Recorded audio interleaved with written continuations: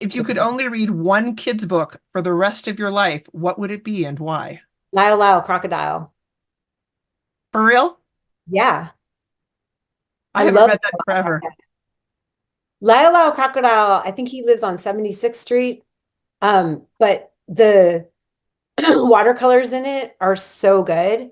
And he's like a crocodile and he lives on the Upper East Side in a neighborhood and he has a lot of friends. And he goes through a thing where this little girl is jealous of him and puts mean notes under his door. So he gets bullied and then he figures it out and like deals with it. It's pretty great. All I right, gotta put that on my list. You talk a good deal in the book about your relationship with Kurt Cobain as a friend. say. Is there any song of his you admire and why? The one I don't really listen to his music or Nirvana's music because it's just kind of painful. But I always think of the line, I'm so happy because today I found my friends. I think of it all the time. And it reminds me to be friends with my friends, to pick up the phone, to make a plan to go have dinner while I still can. I'm so happy because today I found my friends. Last question. Aside from your own bands, who is your favorite drummer and why?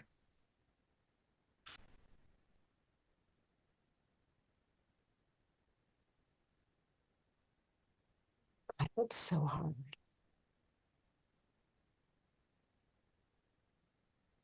I mean, oh,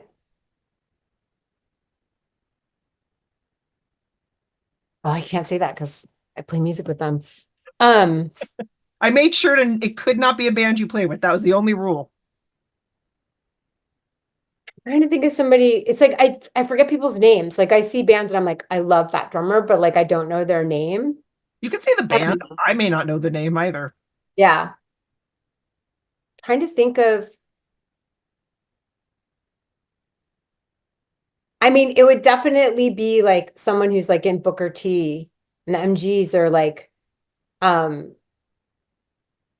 one of the many band like instrumental bands I listen to, but like I don't know, like my husband would know the name. So you should probably skip that one because All I'm right, not good with names and lists and stuff like I that. got you. I was just curious because it's always the musical position that I'm like, I don't know why it's the one I'm the most drawn to besides the singer. I'm like, Oh, God, it'd be like whoever wrote the drum line for Superstition. right. Like that's where I'm just like, whoever You did know? that, that's the thing that has carried this whole song is that Yeah, moment. yeah. Um, so I'm out of I'm not out of questions. I could go on and on, but I also want to respect your time. But again, I know it's like the Kathleen Hanna Appreciation Hour, but you really are a remarkable person in the landscape, and I'm just so Well, glad that I'm gonna go cry in the bathroom now. I want you to know, man. I want you to know, and Oh, thank you. I'm grateful for the kindness you've always extended to me. I'm grateful for who you are. Like I love your art, but I do think the most remarkable thing is even more than your art is you. Who do you listen to when you're angry?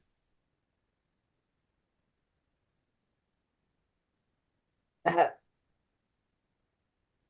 I mean, my first answer is Minor Threat. Okay.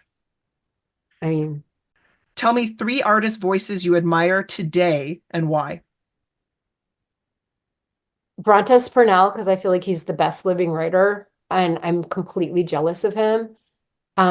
He just wrote this. Let me just grab it. Okay. I can say the name.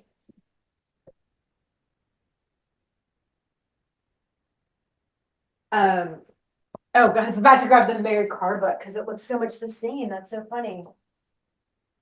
Oh, that is so funny. You know what I just realized? Hmm.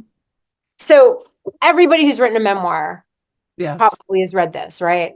The Art of Memoir by Mary Carr. I was like, when I got stuck, I was like watching her give book talks and stuff. She's like really funny, has really great advice. So I would say that this is like one of my favorite books, but look at how similar the cover is.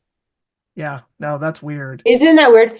This book is so good. 10 Bridges I Burnt by Brontes Purnell. Um, it's a memoir, but it's poetry. It's a poetry memoir. And it's really funny and it's really beautiful. And it has the fucking best sentences. And I read it towards the end of writing my book, and I was like, I have to rewrite my whole book because I'll never be as good as Brontes. And my therapist was like, Brontes has been writing for a longer time than you. Like, you're not really, like, your thing isn't writing. You just wrote your first book. This is like Brontes' I think, fourth book. You're not going to be great like Brontes. It's okay.